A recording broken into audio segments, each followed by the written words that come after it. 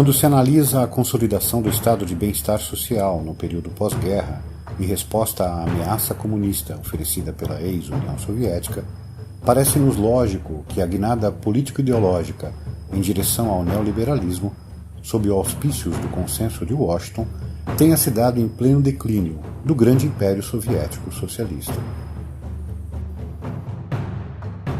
A União Soviética já dava sinais de declínio na década de 70, com sucessivas e dispendiosas derrotas militares no Afeganistão, e descia ladeira abaixo desde a eleição de Gorbachev em 85, culminando em sua dissolução em 91.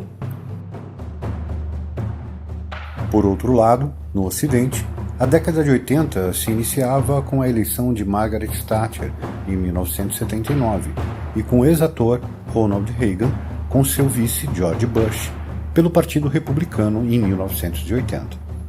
Iniciava-se, então, um projeto muito bem elaborado frente ao novo cenário: a eliminação sistemática do estado de bem-estar social e a proteção estatal das elites mundiais para lhe garantir os ganhos em escala na exploração do sistema. Ambos, Thatcher e Reagan, permaneceram toda a década de 80 no poder, moldando e consolidando a ideologia que iria comandar o mundo ocidental e os países em desenvolvimento até o século XXI. Ambos, embora de forma mais incisiva Thatcher, foram influenciados pelos pensamentos de Friedrich von Hayek, pensador alinhado à escola austríaca de economia. Recursos vultosos foram gastos na propagação dos ideais que couberam a eles disseminar. Friedman, right? Seja na própria propaganda governamental, a despeito das crises e protestos das classes trabalhadoras da Europa e Estados Unidos, seja nos financiamentos milionários de think tanks para a formação de replicadores ideológicos nos países de interesse dos Estados Unidos e Reino Unido. Ao final de seus respectivos mandatos, como que para garantir a continuidade de seus feitos, o grupo de bancos que comandava as finanças internacionais, FMI, BID e Banco Mundial, formulou uma espécie de cartilha sem caráter deliberativo que orientava os países da América Latina políticas socioeconômicas para que saíssem da crise em que se encontravam. Esse encontro ficou conhecido informalmente como o Consenso de Washington e ocorreu em meados de 89, patrocinado pelo Institute for International Economics. A década de 90 se inicia sob uma nova matriz geopolítica gestada, formulada e implementada ao longo de uma década inteira. Nada ilustra melhor o que aconteceu de concreto nesse período do que o gráfico publicado pelo economista francês Piketty, em seu livro O Capital no século XXI, onde se relaciona ao longo dos anos o quanto os 10% mais ricos detiveram de participação na renda nacional dos Estados Unidos. Nota-se que de 1910 a 1939, ou seja, no ano do início da Segunda Grande Guerra e a despeito da Grande Depressão de 1929, os 10% mais ricos dos Estados Unidos detinham entre 40% a 45% da renda nacional. No período pós-guerra, porém, de 1945 até 1980, os 10% mais ricos concentravam não mais do que 35%. Essa queda ilustra o período da política de bem-estar social promovida pela alta industrialização e consumo de massa do período. Por outro lado, nota-se também que é a partir de 1980, com a chegada dos conservadores ao poder e uma conjuntura de aumento de custo do petróleo internacional promovida pelas crises de 73 a 79, ao todo um aumento de mais de 750%, a concentração de renda superou os números do início do século XX, chegando aos 50%. Comparando com outros países, apesar da semelhança clara dos Estados Unidos e Reino Unido, podemos notar que França e Suécia não seguiram o mesmo caminho, diminuindo a concentração de renda na mão dos 10% mais ricos no período neoliberal. Já o Brasil, entre esses, só aumentou a concentração, uma das maiores do mundo, no último decênio. O documento publicado pelo Consenso de Washington na época, de autoria de John Williamson, inspiraria aqui no Brasil documento semelhante publicado pela Fiesp em 1990, acrescido das orientações do Banco Mundial, publicadas em 89, direcionadas exclusivamente ao Brasil, o qual recomendava nossa inserção internacional através da valorização da agricultura de exportação. Estava inaugurado o agronegócio brasileiro e incentivado pela Federação das Indústrias do Estado de São Paulo. Sim, não há erro nessa pesquisa, foi isso mesmo. Uma federação de indústrias recomendando o retorno da exploração agrícola no país que estava se industrializando, pelo menos desde a década de 30. Basicamente, o paper publicado sob o nome informal de Consenso de Washington gira em torno de 3 planos fundamentais, segundo o próprio Williamson. 1. Plano macroeconômico. Austeridade e esforço pelo equilíbrio fiscal e redução de déficit do Estado, o que passa por reformas profundas previdenciárias, fiscais, privatizações indiscriminadas e drástica redução de gastos públicos. 2. Plano microeconômico. Desregulamentação do mercado, desoneração e abertura ao fluxo de capital internacional, o que implica em reformas trabalhistas, flexibilização nos contratos de trabalho, perda de direitos históricos adquiridos e redução salarial. 3. Plano estrutural ou institucional. Abandono do modelo de substituição de importações e alinhamento às supostas vantagens naturais competitivas de cada país, ou seja, que cada país latino-americano se transforme em uma monocultura desindustrializada para atender o mundo desenvolvido em clara desvantagem e dependência. Este consenso esteve em vigor até meados de 2010, sendo abraçado por partidos tanto de esquerda quanto liberais ou conservadores. Afinal, é um consenso, e consenso é para todos. Se até meados e a década de 70 o modelo de desenvolvimento se focava na inclusão de massas trabalhadoras na indústria de consumo, depois de Washington, a pedra de torque da nova ordem capitalista foi a precarização sistemática do emprego e dos salários, garantindo os ganhos e a concentração de renda da parcela mais rica da população mundial.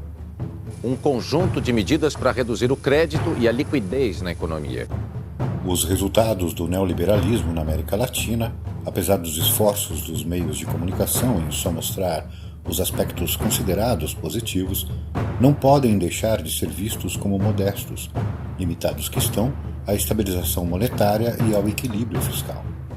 Miséria crescente, altas taxas de desemprego, tensão social e graves problemas que deixam perplexa a burocracia internacional, baseada em Washington, e angustiados seus seguidores latino-americanos.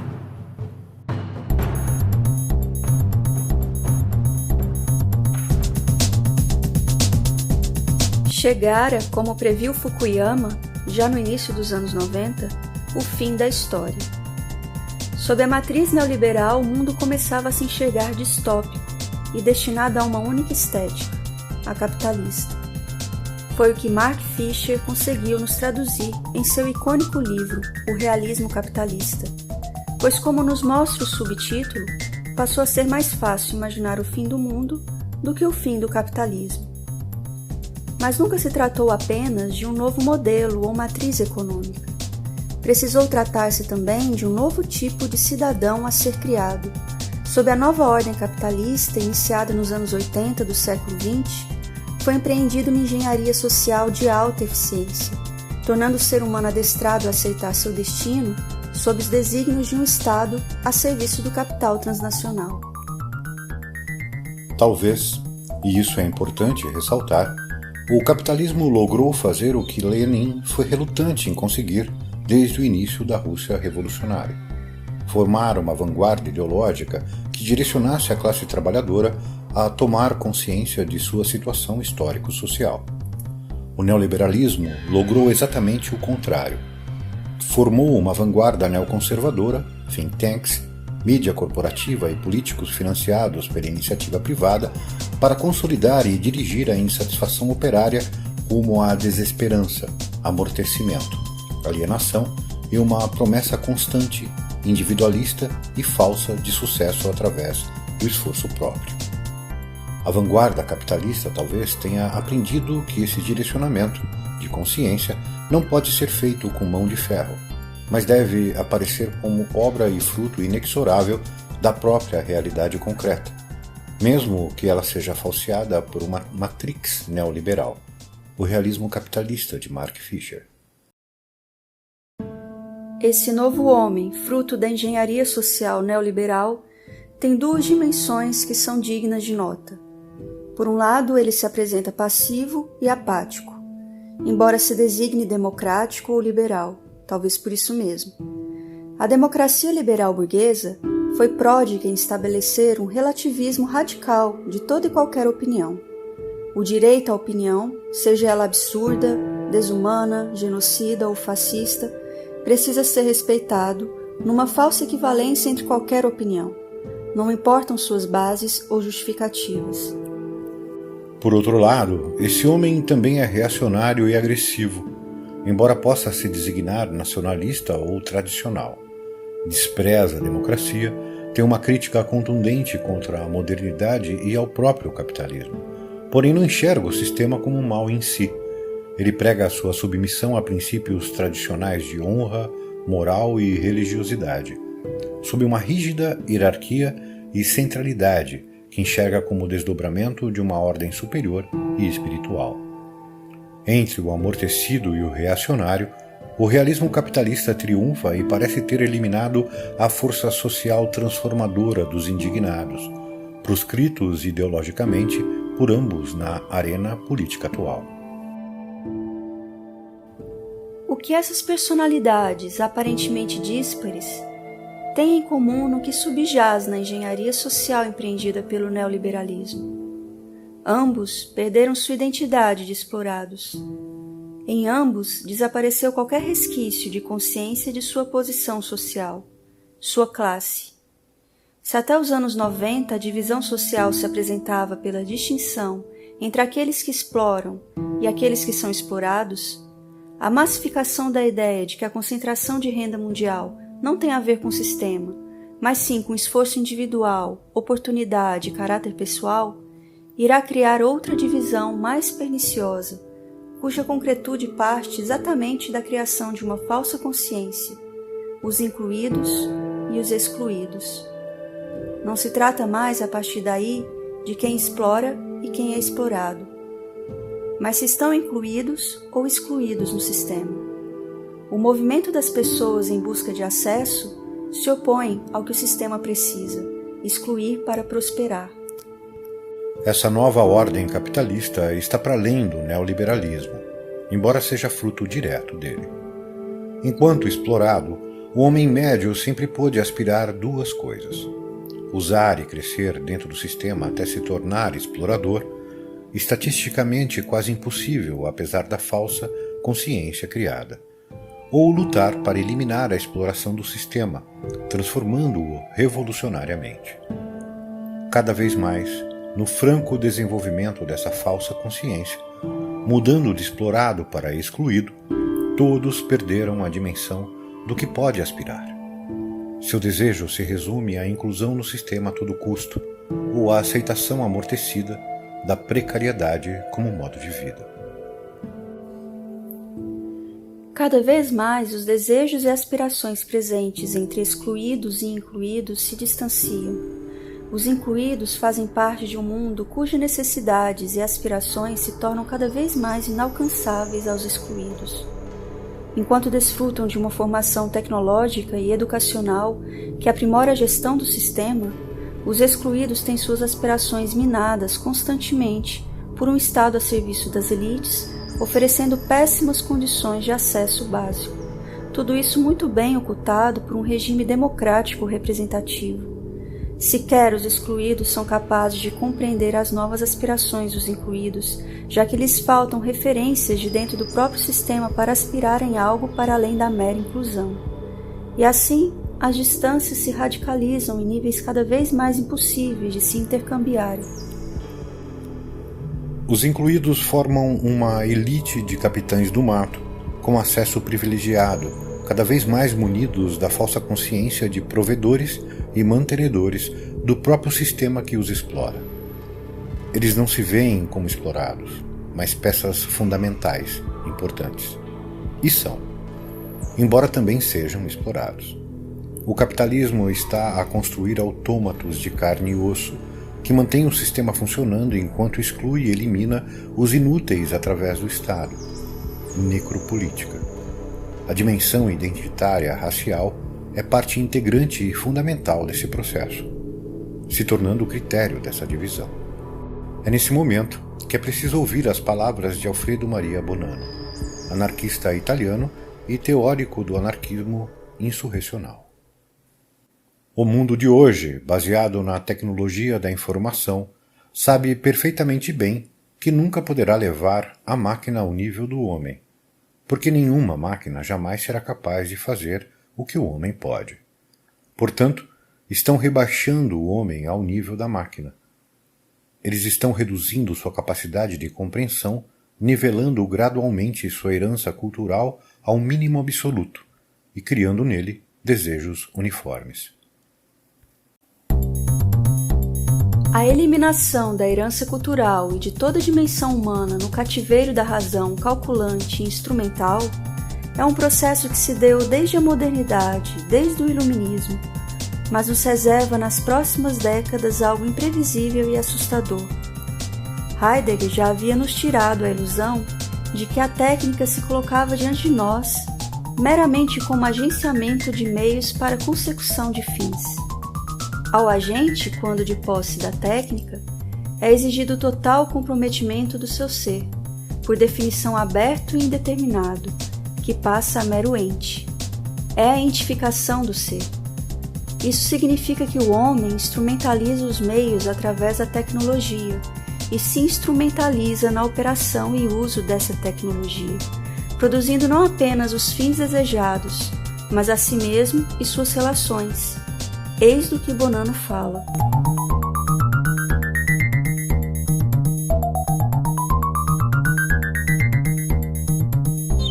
Imagine então para onde irá a humanidade dividida entre os incluídos, autofabricados pelo mundo da técnica ao seu dispor, e os excluídos, inúteis ao sistema.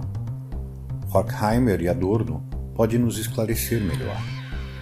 Quando o desenvolvimento da máquina já se converteu em desenvolvimento da maquinaria de dominação, de tal sorte que as tendências técnica e social, entrelaçadas desde sempre, convergem no apoderamento total dos homens, os atrasados não representam meramente a inverdade. Por outro lado, a adaptação ao poder do progresso envolve o progresso do poder, levando sempre, de novo, àquelas formações recessivas que mostram que não é o malogro do progresso, mas exatamente o progresso bem-sucedido que é culpado de seu próprio oposto. A maldição do progresso irrefreável é a irrefreável regressão. São relatos que perfazem a história do século XX, diagnosticando o que vem acontecendo diante de nós, e não há quem se detenha e não se insurja contra isso. A questão é o quanto hoje o capitalismo se constitui o grande determinante antropossocial que exclui da sociedade dos homens quaisquer possibilidades de se pensar algo ou agir para além dele, transformado na consciência absoluta e inescapável de toda a realidade possível. Esqueçamos o futuro. Ele já está dado e consumado. Eis o fim da história.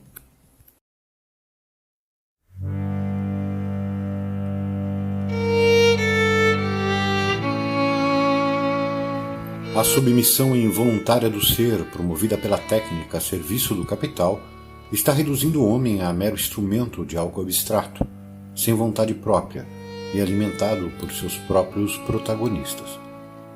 Ao se tornar coisa, o ser humano vai a cabo e deixa de existir como tal.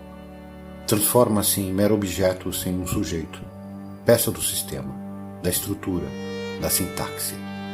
O abstrato tornado autopoético, tal como ele exige que nos tornemos, coisa abstrata, funcional e autopoética, presa a uma sintaxe absoluta. A autopoiese, característica de todo organismo vivo, não pode prescindir da capacidade singular humana de se produzir para além das sintaxes a que pertence. Deixar de pensar o capitalismo é atestar a vitória da nadificação em todas as suas possíveis dimensões e determinar a morte da própria sociedade. A filosofia que pensar a realidade sem problematizar o que ao homem é dado em sua possibilidade estará fadada ao colapso junto com a sociedade. O pensamento filosófico, talvez, seja o único capaz de ajudar o homem a transcender-se, resgatando-lhe o ser na praxis uma emancipação deste triste vaticínio. Já não é necessário que o mundo se divida em dois blocos opostos. O novo imperialismo capitalista é do tipo administrativo. Seu projeto é administrar um mundo para um pequeno núcleo de incluídos, às custas da grande massa de excluídos. Impedir esse distanciamento desumano do controle do conhecimento não se reduz a um pensamento revolucionário, mas a um pensar humano. Não há alternativas. Ou nos apropriamos democraticamente e radicalmente a técnica a favor da humanidade, ou teremos que destruir sua aplicação no mundo para que ela não nos divida e elimine a humanidade que nos resta. Por qualquer um dos lados que podemos olhar, essas saídas emergem com vigor, tanto pela urgência quanto pela impossibilidade de qualquer conciliação possível com o estado atual das coisas. Não há a menor aspiração para que voltemos ao binômio explorador-explorado anterior. Na destruição da dicotomia incluídos-excluídos, deve emergir novas relações verdadeiramente democráticas e diretas, horizontalizadas, e aí sim, coletivamente autopoéticas, e formadas pela liberdade individual de criar de cada membro, produzindo por associações livres para todos.